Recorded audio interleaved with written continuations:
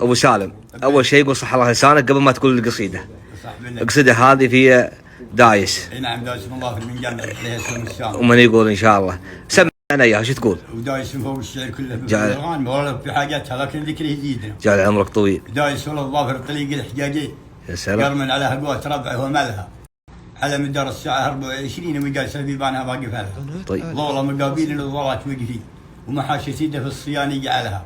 فرحتها شاشيل الخلو المقلي انه حاط قوده ما يدور بدلها. طيب. من راس عود الا المعرفه موازين والعقله من جهه صوبه عدلها وربعها للعادات في العشر واللين.